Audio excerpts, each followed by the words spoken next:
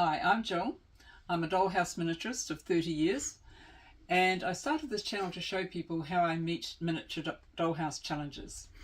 So let's go and see what I'm up to today.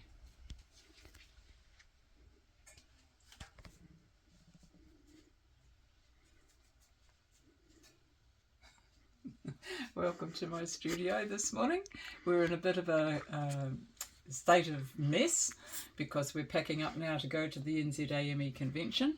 But first of all, I'd just like to show you a little cottage that I made, and this was just made out of card, and it was a 48 scale. I made it a winter scene.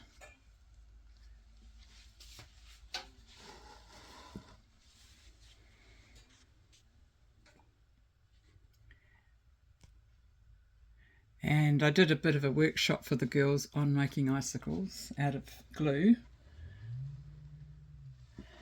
And then when I'm a bit overwhelmed by my 12 scale 4-story Tudor house, I come in here and I do a little bit on the furnishings of this one, which is like from the sublime to the ridiculous. I made a little armchair and a coffee table not so long ago.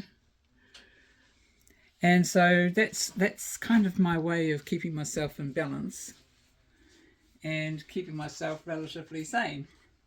And as you can see, I've been packing up, ready to go, and I've got Sir Ralph Horsley and Sir Walter Raleigh all packed up in their room box, ready to go.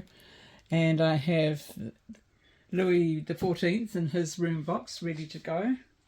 And so I'm travelling up to Auckland in august company, and they should be quite safe. So now I'll have to show you what I'm up to with the Tudor house before I go. Well, my garage is not much better actually. It's messier than normal because I've been trying to get everything done. But I had to deal with my Tudor house before I went. Now, it does look a bit draconian. I had to find the heaviest piece of kit I had in my workshop, because what had happened was when you paint on the underside of a piece of ply, the top bows. And because I'd done a lot of work underneath with the wood and the glue and the paper, it had bowed quite alarmingly. So the only way I could fix that is to dampen it down. I've sealed it with shellac and I've dampened it down with water. And now I've stuck my heaviest bit of kit on it. And overnight it has dropped quite a bit. In fact, it's dropped quite well. So I'm going to leave this piece on my Tudor first floor until I get back next Tuesday or Wednesday.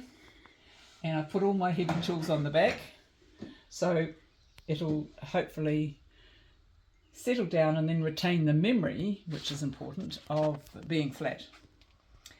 That's quite tricky. And so it's a bit of a trap for young players when you're building dollhouses from scratch.